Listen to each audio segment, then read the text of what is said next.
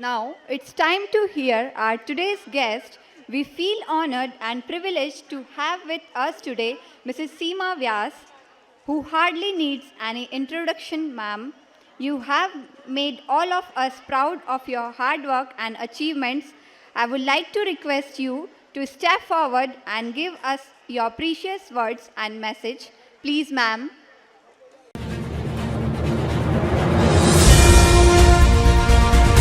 Mrs. Seema Vyas is a distinguished academic and creative writer with a postgraduate degree in Hindi literature and sociology. She has a rich professional background, having served as a coordinator in a central government enterprise for 26 years.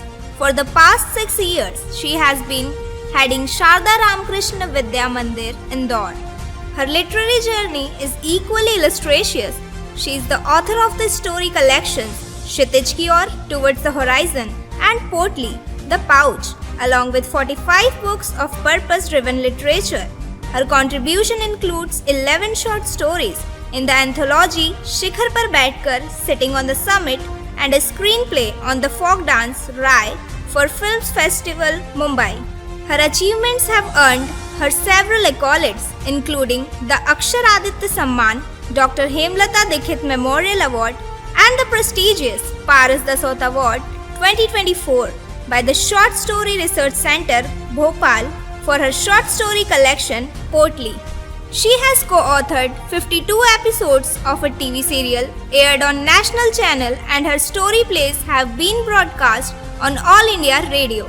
She has published over 400 stories and articles in various magazines and journals, and their short films have been produced based on her scripts. Her presence as a chief guest is a great honor to us.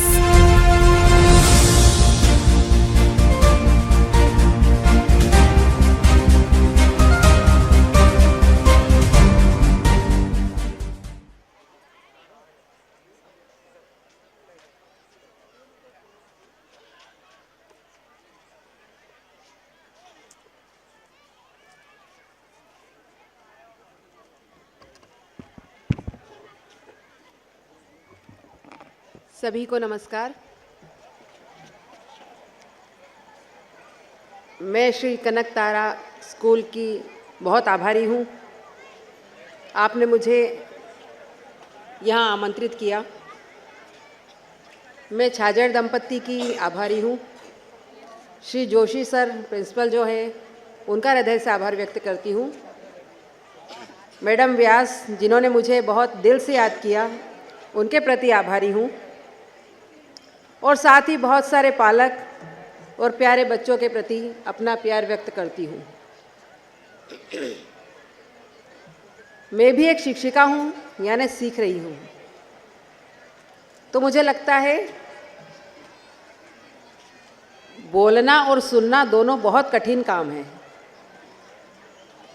आप लोगों ने sir को इतना धैर्यपूर्वक सुना।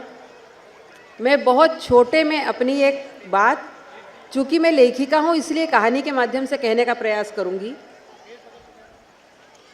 एक समय की बात है, एक बार ऊँट के बच्चे ने अपनी माँ से पूछा कि माँ, सारे जानवरों के तो पीठ पूरी सपाट है कि हमारी इतनी कुबड़ क्यों निकली हुई है। ऊँट के बच्चे ने अपनी माँ से पूछा, माँ ये मेरी कुबड़ इतनी अटपटी सी निकली हुई क्यों है। माँ ने कहा, बेटा सारे जानवर दिन में कई बार पानी पीते हैं, पर हमारी ये जो कुबड़ है ना, इसमें एक विशेष शक्ति है। इसमें हम लगभग 1 माह का पानी इकट्ठा कर सकते हैं। और जब हम रेगिस्तान में मीलों दूर जाते हैं जहाँ पानी का नामो निशान नहीं होता है, तब हमें प्यास नहीं लगती। इसलिए विशेष कुबड़ हमारे पीठ पर बनाई है। बोला, ओके माँ, ठीक है, पर ये जरा पैर देखिए, इतने लंबे पैर, कितना बड़ा शरीर, उससे कई गुना लंबे पैर। इतने लंबे पैर है किसी जानवर के? हिरन के देखिए, गाय के देखिए, बारहसिंगा के देखिए, शेर के देखिए, हमारे पैर इतने लंबे क्यों हैं? माँ ने उसे कहा, बेटा जब रेगिस्तान में मीलों दूर हम चलते हैं तो हमारे पैरों के नीचे धरती नहीं, रेत होती है, और उस रेत में पैर भीतर न धंस जाए, इसलिए हमारे पैर बहुत बड़े बड़े बनाए गए हैं। धंसते हैं वापस निकल जाते हैं, धंसते हैं वापस निकल जाते हैं, और इस तरह हम लंबी यात्रा कर पाते हैं। बच्चे ने कहा ठीक है माँ, पैर लंबे हैं वो भी चल गया, कुबड़ निकली है वह भी चल गया, पर ये बताइए गर्दन इतनी लंबी क्यों है? कितना बड़ा शरीर, छोटा सा मुंह और इतनी लंबी गर्दन, कोई ठीक ठीक तो होना चाहिए था। फिर माँ ने कहा बेटा, हम जब रेगिस्तान में मीलों दूर जाते हैं, जहाँ पेड़ों की छाह नहीं होती, ऊंचे ऊंचे वृक्ष रहते हैं जिनमें कुछ पत्तियाँ लगी रहती है, उसे हम अपनी लंबी गर्दन से तोड़ सके, तब खा सके, इसलिए हमारी गर्दन को इतना लंबा बनाया है ईश्वर ने।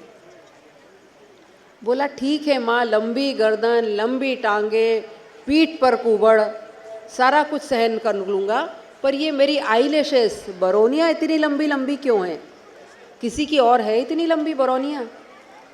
माँ बोली अरे तुम समझते क्यों नहीं हो, जब हम रेगिस्तान में मीलों लंबी लंबी यात्राएं करते हैं तब गर्म रेत की हवाएं चलती है, और हवाओं के द्वारा रेत हमारी आँखों में न घुस जाए, इसलिए प्रकृति ने हमारी आईलैशेस, भौहें बहुत लंबी बनाई है, और लंबी भौहों के कारण हम आराम से मीलों चल लेते हैं। हमारा मालिक ऊपर बैठा रहता है, उससे कुछ तकलीफ नहीं होती और हमारी यात्रा सुगम हो जाती है। वो बच्चे ने बड़े कौतुक से पूछा माँ, टांगे बहुत लंबी रेगिस्तान के लिए, मेरी पीठ पर कुबड़ पानी इकट्ठा करने के लिए, मेरी गर्दन लंबी है पत्तियाँ खाने के लिए, मेरी बरौनियाँ आईलैशेस बड़ी बड़ी है गर्म रेत को बचाने के लिए, तो फिर मैं इस चिड़ियाघर में क्या कर रहा हूँ? हम यहाँ पर चिड़ियाघर में क्यों हैं? माँ चौंक गई। यही हमारे साथ हो रहा है। ये छोटी सी कहानी मैं इसलिए सुनाना चाह रही हूँ कि आपका बच्चा है, उसको ईश्वर ने विशेष बनाकर भेजा है। सब बच्चों में विशेष क्षमता दी हुई है। मैं क्यों उसे किसी एक चिड़ियाघर में डालने की कोशिश करता हूँ या करती हूँ कि वो डॉक्टर बने, इंजीनियर बने, वकील बने, मेरा नाम रोशन करे? क्यों? उसका अपना चिड़ियाघर वो खुद बनाएगा या बनाएगी। हम कोई नहीं होते हैं जो उसे किसी एक सजे हुए या मेरे सपनों के या मेरी आकांक्षाओं के चिड़ियाघर में सेट कर दे। तो हर व्यक्ति को अपना एक आसमां, अपना एक ज़मीन, अपना एक सूर्य चुनने का अधिकार है। अपने बच्चों को वो दे। आप बहुत अच्छे सौभाग्यशाली माता पिता हैं जो एक स्वस्थ संतान के माता पिता बने हैं। उससे भी बढ़ के अगर कन्या है आपके यहाँ तो और भी सौभाग्यशाली है, ताकि वो भावी जीवन में एक बहुत अच्छी माँ बनने जाएगी। वो अपने जैसी संस्कारवान संतानों को जन्म देगी।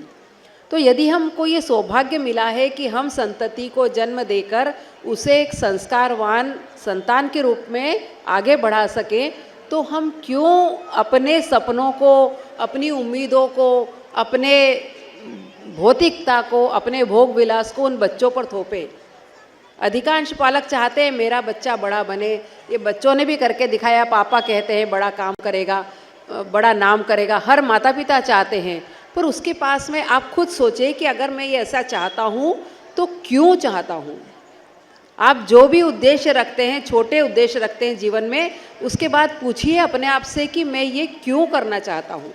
मैं अगर बच्चे को डॉक्टर बनाना चाहता हूँ तो मैं क्यों बनाना चाहता हूँ। अगर मैं बहुत पैसा कमाना चाहता हूँ तो मैं क्यों कमाना चाहता हूँ। अगर पहले क्यों का उत्तर आया कि मेरे पास पोर्श होनी चाहिए, मेरे पास फरारी होनी चाहिए, तो फिर अपने आप से पूछिए कि क्यों होनी चाहिए, मुझे उसका क्या करना है, मेरी लाइफ का एम उससे कहाँ फुलफिल हो रहा है। अगर वो नहीं हो रहा है तो मुझे वापस से अपने कर्मों पर ध्यान देना है। मैं क्यों यहाँ पर आया हूँ? मैं क्या सिर्फ पैसा कमाने आया हूँ या आई हूँ, या मैं सिर्फ अपने आप को भौतिक विलासिता में डुबाने के लिए आई हूँ, या फिर मैं बहुत ज़्यादा बच्चों को सुविधा देकर, सुविधा संपन्न बनाकर उन्हें कर्महीन बनाने आया हूँ। तो अपने आप से बार बार हम ये क्यों पूछेंगे, तब हमें पता चलेगा कि अरे हमारा जीवन और हमारे सपने दोनों बहुत अलग चीज़ें हैं। सपनों के पीछे भागना अलग बात है और जीवन को जीना अलग बात है। अभी जिस तरह से हमारा जीवन पिछले कुछ 10 सालों में बदला है, तकनीकों ने जो बदला है, उसके कारण हमारी जो लाइफ स्पान है वो बहुत अनसर्टेन हो गया है, अनिश्चित जीवन है। किस क्षण खत्म हो जाए हम नहीं कह सकते। तो हर क्षण को जीना, हर क्षण को जीने देना और हर क्षण को खुशियों से सराबोर करना, ये हमारा जीवन का उद्देश्य होना चाहिए। और उस खुशी में, देने में, लेने में, बांटने में कभी भी मेरी खुद की स्वार्थता, अपना खुद का सेल्फिशनेस ऊपर हावी नहीं होना चाहिए। आप दूसरों के लिए सोचें, बच्चे अपने आप सोचेंगे। और जैसे मैं बार बार कहती हूँ कि कहानियाँ हमारे जीवन को बहुत प्रभावित करती हैं। तो आप सभी पालकों से अनुरोध है, कृपया अपने बच्चे को रोज़ एक कहानी सुनाइए। आप खुद देखिए कि कहानी खोजने में आपको बहुत आनंद आएगा। रोज़ नई कहानियाँ खुद आपको जानने में आनंद आएगा। आप जानेंगे, आप खुद अपने जीवन को, अपने विचारों को, अपने व्यवहार को परिवर्तित कर पाएंगे। और कहानियाँ सच में हमारे जीवन को बदलती है, ऐसा मेरा पूर्ण विश्वास है। तो एक अनुरोध आप सभी से करूँगी, सिर्फ एक बात अगर मेरी मानेंगे आप, कि पौराणिक कहानियाँ सुनाइए, ऐतिहासिक कहानियाँ सुनाइए, साहसिक कहानियाँ सुनाइए, पर अपने बच्चे को रोज़ रात में एक कहानी सुनाकर सोने का प्रयास करिए। आपको भी आनंद आएगा, हमें आनंद आएगा। एक पीढ़ी को हम आगे बढ़ता हुआ देखेंगे, नवाचार करता हुआ देखेंगे। और मैं पुनः यहाँ पर आने के लिए, आमंत्रित करने के लिए आप सभी का आभार व्यक्त करती हूँ। भविष्य में मौका मिला मैं ज़रूर आऊँगी और आना भी चाहूँगी। एक बार पुनः आप सभी का धन्यवाद। Excuse me, ma'am. We extend our hearty gratitude for your valuable presence and wisdom words. Thank you, ma'am. The time to be grateful to Mrs. Seema Vyas for the valuable input she has shared with us today. We would like to offer a small memento as an effort of appreciation. I request Honorable Mr. and Mrs. Chajir, respected Principal Sir, dignified Headmistress Ma'am, to offer her memento as a token of honor and appreciation. On behalf of entire Kavatara family, I would like to thank you for your precious time.